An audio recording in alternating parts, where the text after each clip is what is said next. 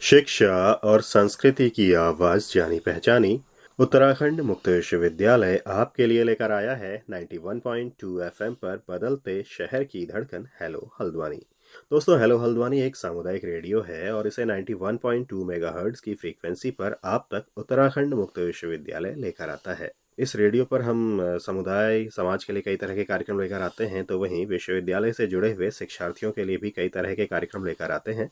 फिलहाल अभी हम आपके लिए लेकर आए हैं सीरीज राष्ट्र निर्माण में भारतीय सेना की भूमिका। और इस सीरीज का ये जो आज का एपिसोड है ये रहने वाला है खास तौर पर उत्तराखंड के कुमाऊं क्षेत्र के छिपे हुए खजाने जौहर घाटी के बारे में।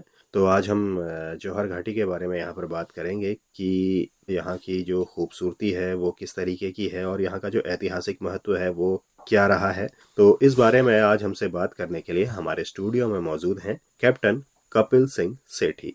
तो कैप्टन सेठी, आपका बहुत बहुत स्वागत है हेलो हल्द्वानी के स्टूडियो में। और ख़ास तौर पर जैसे जो हमारे लिसनर्स हैं, अगर हम उनके सामने आपका एक परिचय आपकी तरफ से हम रख पाएँ तो काफ़ी बेहतर होगा। तो एक छोटा सा परिचय आप अपना हमारे लिसनर्स के सामने रखेंगे? जी धन्यवाद। मैं कैप्टन कपिल सिंह सेठी, भारतीय सेना में तैनात। मुझे वर्ष 2022 में भारतीय सेना में कमीशन दिया गया था। वर्तमान में मैं कुमाऊं स्काउट्स में पोस्टेड हूँ, जो कि पंचशूल ब्रिगेड का हिस्सा है। Kumaon scouts sons of the soil अवधारणा पर आधारित है। तो कैप्टन सेठी, आपने अपना परिचय हमारे लिसनर्स के सामने रखा। अब इसके बाद अगर हम आते हैं कार्यक्रम का जो हमारा आज का मुख्य केंद्र है यानी कि जौहर घाटी। तो इस जौहर घाटी के बारे में आप हमारे लिसनर्स के सामने क्या कुछ खास रखना चाहेंगे? जैसे सबसे पहली बात कि आपको जौहर घाटी के बारे में कैसे पता चला? जब मैं जौहर घाटी में तैनात था तो यह तथ्य कि सैनिक स्थानीय हैं मुझे घाटी की समृद्ध विरासत, संस्कृति और सामरिक महत्व के बारे में गहरी जानकारी प्राप्त करने में मदद मिली। साथ ही सैनिकों की इलाके, मौसम और बोली से परिचितता, उनकी मजबूत शारीरिक क्षमताओं और पर्वतारोहण में विशेषज्ञता के साथ मिलकर निवासियों के सामने आने वाली चुनौतियों का समाधान करने में भी बहुत मदद मिली। जैसे कैप्टन सेठी, आपने काफ़ी बातें हमारे लिसनर्स के सामने अभी शुरुआत में रखी हैं कि किस तरीके से आपको जौहर घाटी के बारे में पता चला या फिर कैसे आप जौहर घाटी को कुछ हद तक समझ पाए। तो अब बात करते हैं जौहर घाटी को जो महत्वपूर्ण बनाता है वो क्या खास कारण है, और क्या आप पर्यटन और स्थानीय समुदाय दोनों के लिए इसके महत्व को हमारे लिसनर्स के सामने रख सकते हैं? जौहर घाटी उत्तराखंड के कुमाऊं क्षेत्र में स्थित है। यह घाटी भारत चीन सीमा और भारत नेपाल सीमा के करीब स्थित है। चीनी कब्जे वाले तिब्बत के करीब होने के कारण इसका महत्व बढ़ गया है। भारतीय सेना आईटीबीपी के साथ मिलकर देश की क्षेत्रीय संप्रभुता की रक्षा के लिए सीमाओं पर लगातार गश्त करती है। यह घाटी अपने शानदार परिदृश्यों के लिए प्रसिद्ध है, जिसमें हरे भरे जंगल, क्रिस्टल क्लियर धाराएं और बर्फ से ढकी चोटियों के मनोरम दृश्य शामिल हैं। यह ट्रैकर्स और प्रकृति प्रेमियों के लिए एक स्वर्ग है, जो इस क्षेत्र में सबसे शानदार ट्रैकिंग मार्गों में से कुछ प्रदान करता है, जैसे कि मिलम ग्लेशियर, पिंडारी ग्लेशियर और रालम ग्लेशियर ट्रैक। घाटी की सुदूरता और अछूती सुंदरता इसे इको टूरिज्म के लिए एक आदर्श गंतव्य बनाती हैं। यह घाटी कभी भारत और तिब्बत को जोड़ने वाले एक प्राचीन व्यापार मार्ग का हिस्सा भी थी, जिसने इसके ऐतिहासिक महत्व को और बढ़ा दिया। जौहर घाटी सांस्कृतिक रूप से समृद्ध शौका जनजाति का भी घर है, जो भोटिया के नाम से भी जाना जाता है, जो प्राचीन हिमालयी परंपराओं और अन्य स्वदेशी समूहों को संरक्षित करते हैं, जिसकी संस्कृति और परंपराएं भूमि के साथ गहराई से जुड़ी हुई हैं। यह एक ऐसी जगह है जहां इतिहास, प्रकृति और संस्कृति एक साथ मिलकर आगंतुकों और स्थानीय लोगों दोनों के लिए एक अविस्मरणीय अनुभव प्रदान करती हैं, जो इसे अपना घर कहते हैं। कैप्टन सेठी, काफ़ी दिलचस्प बात आपने हमारे लिसनर्स के सामने रखी। तो जैसे आपने बात की कि शौका जनजाति का भी ये घर रहा है, तो जो शौका समुदाय है इसके बारे में आप हमारे लिसनर्स को और कुछ जानकारी दे सकते हैं? शौका समुदाय एक तिब्बती बर्मन जाति समूह है, जो ऐतिहासिक रूप से जौहर घाटी का कुछ हिस्सों में, खासकर मुनस्यारी के आसपास और नेपाल के कुछ हिस्सों जैसे चमेलिया घाटी में निवास करते हैं। उनके पास एक समृद्ध सांस्कृतिक विरासत है, जो तिब्बती और कुमाऊनी परंपराओं के प्रभाव को मिश्रित करती है। तिब्बत के साथ उनके ऐतिहासिक व्यापारिक संबंधों और क्षेत्र में उनकी लंबी समय से मौजूदगी के कारण वे अपनी पारंपरिक प्रथाओं के लिए जाने जाते हैं। जिसमें हिमालय के दर्रों में भेड़ बकरियों के झुंड के साथ मौसमी प्रवास शामिल है। इस जीवन शैली ने उनकी विशिष्ट बुनाई परंपराओं को आकार दिया है, विशेष रूप से तिब्बती ऊनी कालीन और अन्य वस्त्र बनाने में, जिन्हें पूरे क्षेत्र में बहुत महत्व दिया जाता है। वे हरेला, फूलदेई और रामम जैसे अनूठे त्योहार मनाते हैं, जो हिंदू धर्म और बौद्ध धर्म के मिश्रण को प्रदर्शित करते हैं। जैसे आपने जौहर घाटी के जो मुख्य त्योहार हैं, ख़ास तौर पर हरेला, फूलदेई और राममन जैसे त्योहारों की आपने बात की, तो जौहर घाटी का जो पौराणिक और ऐतिहासिक संबंध है, क्या इसके साथ कोई और दिलचस्प कहानियाँ भी जुड़ी हुई हैं? जी जरूर। जौहर घाटी इतिहास और पौराणिक कथाओं से भरे हुए हैं। इसके बारे में कुछ दिलचस्प बातें हैं। पहली, जौहर घाटी के नाम की उत्पत्ति। जौहर नाम का अपना एक ऐतिहासिक संदर्भ है, जो इस क्षेत्र की रक्षात्मक रणनीतियों में निहित है। जौहर शब्द घाटी की महिलाओं द्वारा अपने सम्मान की रक्षा के लिए आत्मदाह करने की प्रथा को संदर्भ करता है, जब घाटी पर हमला हुआ था, खासकर गोरखाओं के आक्रमण के दौरान। यह प्रतिकूल परिस्थितियों का सामना करने में बलिदान और साहस दोनों को दर्शाता है। रानी जसूल देवी एक और शख्सियत हैं, जिन्होंने इस क्षेत्र के इतिहास पर गहरा प्रभाव छोड़ा है। अपने पति और बेटे को खोने की व्यक्तिगत त्रासदी के बाद उन्होंने परोपकार की ओर रुख लिया और जौहर घाटी से गुजरने वाले व्यापार मार्गों सहित 300 से अधिक सराय बनवाए। यात्रियों और व्यापारियों को आश्रय और सहायता प्रदान करने में उनका योगदान महत्वपूर्ण था, जिसने घाटी के इतिहास में उनकी जगह को मजबूत किया। उनकी विरासत का लोग आज भी जश्न मनाते हैं, खासकर घाटी के समुदाय और व्यापार नेटवर्क को समर्थन करने में उनकी भूमिका के लिए। अगला, ऐतिहासिक रूप से जौहर घाटी भारत और तिब्बत के बीच एक आवश्यक व्यापार गलियारा था।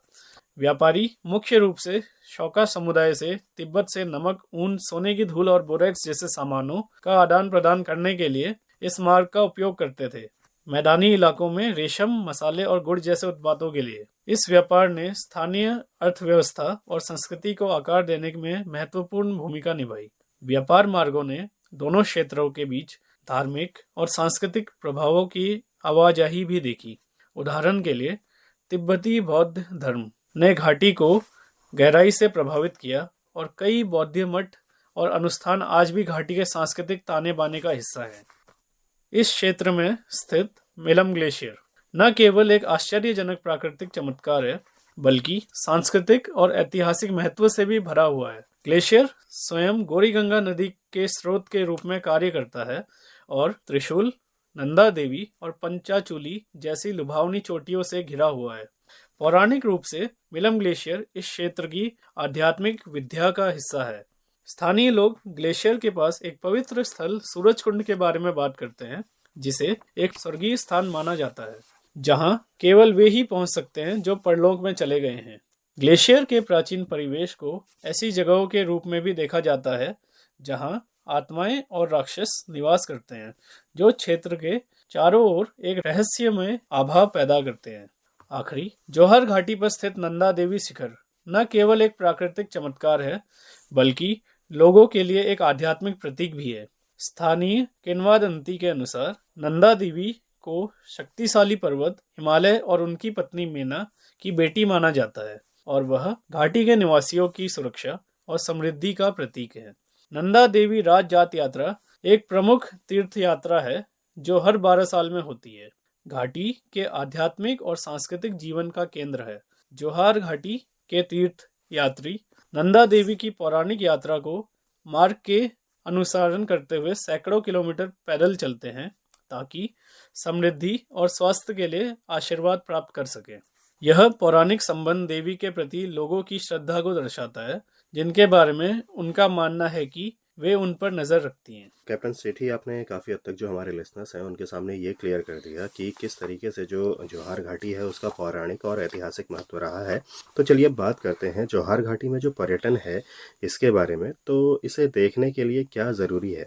यहाँ समझाने के लिए बहुत कुछ है। पहला, जौहर घाटी मुंशारी का घर है, जो एक खूबसूरत गांव है जिसे अक्सर घाटी का प्रवेश द्वार कहा जाता है। यह पंचाचूली चोटियों के लुभावने दृश्य प्रस्तुत करता है और कई ट्रैक के लिए आधार के रूप में कार्य करता है। इस गांव से सूर्योदय और सूर्यास्त के दृश्य मंत्रमुग्ध कर देने वाले हैं और यह तारों को देखने के लिए भी एक बेहतरीन जगह है। स्थानीय बाजार में हाथ से बनी ऊन शॉल और हिमालय जड़ी बूटी मिलती है। अगला, मुनस्यारी पहुंचने से लगभग 35 किलोमीटर पहले स्थित बिरथी फॉल्स घने जंगलों से घिरा एक आश्चर्यजनक झरना है।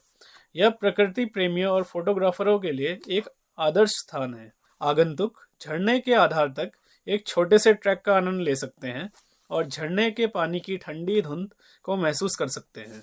इसके साथ ही मुनस्यारी के पास एक उच्च ऊंचाई वाला घास का मैदान खलिया टॉप ट्रैकिंग और कैंपिंग के लिए एकदम सही है। खलिया टॉप की यात्रा से हिमालय पर्वतमालाओं के मनोरम दृश्य देखने को मिलते हैं, जिनमें नंदा देवी, पंचाचूली और त्रिशूल शामिल हैं। सर्दियों में यह बर्फ से ढका हुआ स्वर्ग बन जाता है, जो रोमांच के शौकीनों को आकर्षित करता है। अगला, मिलम ग्लेशियर की यात्रा जोहार घाटी के मुख्य आकर्षणों में से एक है। मुनस्यारी से शुरू होकर ये मार्ग आपको घने जंगलों, नदी पार करने वाले रास्तों और दूर दराज के गांवों से होकर ले जाता है। ग्लेशियर अपने आप में एक शानदार नज़ारा है, जो ऊंची चोटियों से घिरा हुआ है और अछूते जंगल का एहसास कराता है। साथ ही मिलम ग्लेशियर के रास्ते में मिलम गांव से होकर गुजरना पड़ता है, जो ऐतिहासिक रूप से महत्वपूर्ण बस्ती है, जो भारत तिब्बत व्यापार युग के दौरान फली फूली। प्राचीन व्यापार मार्गों के अवशेष, पत्थर के घर और इनके लोगों की कहानियां गांव को एक पुरानी दुनिया का आकर्षण देती हैं। अगला, Nanda Devi base camp track रोमांच के शौकीनों के लिए एक और जरूरी चीज है। इस ट्रैक से भारत की दूसरी सबसे ऊंची चोटी नंदा देवी का नजदीक से नज़ारा देखने को मिलता है। रास्ते में ट्रैकर्स को प्राचीन नदियां, एल्पाइन घास के मैदान और कई तरीके के वन्यजीव मिलते हैं, जो इसे अविस्मरणीय अनुभव बनाते हैं। इसके साथ ही घाटी के शांत वातावरण के बीच स्थित नंदा देवी मंदिर स्थानीय लोगों और आगंतुकों के लिए एक पवित्र स्थल है। मंदिर का शांत वातावरण हिमालय के मनोरम दृश्यों के साथ मिलकर इसे एक आध्यात्मिक और दृश्य उपचार बनाता है। साथ ही मुनस्यारी के पास एक पारंपरिक कुमाऊनी गांव दरकोट अपने हाथ से बुने हुए ऊनी शॉल और जैकेट के लिए प्रसिद्ध है। यह गांव क्षेत्र के सांस्कृतिक विरासत को भी संरक्षित करता है और आगंतुक स्थानीय लोगों से बातचीत करके उनके शिल्प और परंपराओं के बारे में जान सकते हैं। आखिरी, बिरथी और मरतोली गांव जोहार समुदाय की स्थापत्य शैली को प्रदर्शित करते हैं, जिसमें पत्थर के घर और जटिल नक्काशीदार लकड़ी की खिड़कियां हैं। मार्टोली विशेष रूप से नंदा देवी चोटी के मनोरम दृश्य प्रस्तुत करता है और ट्रैकर्स के लिए एक बेहतरीन आधार के रूप में कार्य करता है। जौहार घाटी के बारे में आपने काफ़ी चीज़ें हमें बता दी कि यहाँ पर क्या कुछ देखने लायक है, तो काफ़ी हद तक हमारे लिसनर्स भी समझ गए होंगे। तो अगर बात की जाए यहाँ पर यात्रा के लिए जो समय रहता है, वो कौन सा समय बेहतर है, कौन सा समय यहाँ पर यात्रा के लिए आदर्श है? ट्रैकिंग के लिए अप्रैल से जून और चोटियों को स्पष्ट दृश्य के लिए सितंबर से नवंबर आदर्श समय है। सर्दियों में घाटी एक सफ़ेद वंडरलैंड में बदल जाती है। तो आपने हमारे लिसनर्स को ये जानकारी दी कि जो यहाँ पर यात्रा के लिए आदर्श समय है वो क्या है। तो इसके अलावा अगर बात की जाए जौहार घाटी को बढ़ावा देने के लिए अभी जो पहल की जा रही है, वो क्या कुछ पहल भारतीय सेना द्वारा की जा रही है? जौहार घाटी विशेष है क्योंकि यह अछूती, शांत और इतिहास और संस्कृति में गहराई से निहित है। यह हर किसी के लिए कुछ न कुछ प्रदान करती है। इसमें आश्चर्यजनक परिदृश्यों की खोज करने वाले ट्रैकर से लेके इसकी शांति की ओर आकर्षित आध्यात्मिक साधकों तक। हाल के वर्षों में राज्य और केंद्र सरकार के कार्यक्रमों के नेतृत्व में व्यापक बुनियादी ढांचे के विकास के माध्यम से जौहार घाटी को बढ़ावा देने के लिए महत्वपूर्ण पहल की गई है। प्रधानमंत्री ग्राम सड़क योजना के तहत बेहतर सड़क नेटवर्क ने मिलम, मार्तोली, बुरफू, शंखादुरा और रिलकोट जैसे दूर दराज के गांवों तक भी कनेक्टिविटी बढ़ा दी है। प्रधानमंत्री जी की वाइब्रेंट विलेज योजना के तहत मोबाइल फोन कनेक्टिविटी को सुदूर गांवों तक बढ़ाया गया है, जिससे मिलम, रिलकोट और मार्टोली जैसे इलाकों के निवासियों का संपर्क बना रहेगा। भारतीय सेना और आईटीबीपी इस घाटी में दुंग तक तैनात है और इन ऊंचाई वाले क्षेत्रों में सुरक्षा सुनिश्चित करने और विकास को महत्वपूर्ण भूमिका निभाने में मदद करती है। सांस्कृतिक विरासत को सुरक्षित करने और बढ़ावा देने के प्रयास भी चल रहे हैं।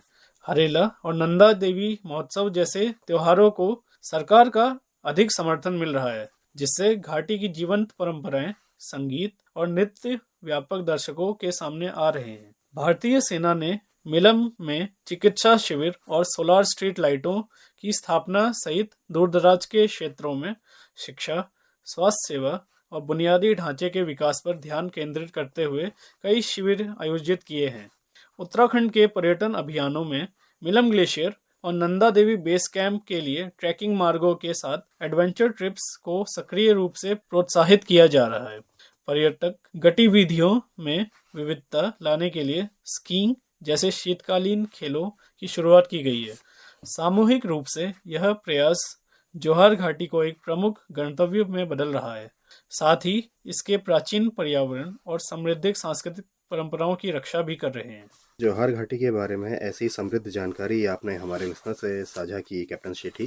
तो ये सारी जानकारियाँ हमारे लिसनर्स तक साझा करने के लिए आपका बहुत बहुत धन्यवाद। मुझे यहाँ बुलाने के लिए आपका धन्यवाद। ऐसे उल्लेखनीय क्षेत्र की सुंदरता और महत्व को साझा करना हमेशा खुशी की बात होती है। मुझे उम्मीद है कि यह श्रोताओं को जोहार घाटी का पता लगाने और उसकी सराहना करने के लिए प्रेरित करेगा। तो श्रोताओं, राष्ट्र निर्माण में भारतीय सेना की भूमिका के आज के एपिसोड में बस इतना ही।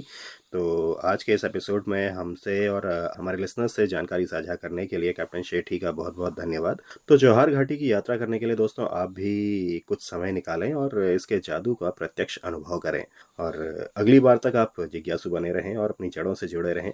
और फिर हम मिलेंगे आपसे, तब तक के लिए दीजिए इजाज़त। नमस्कार।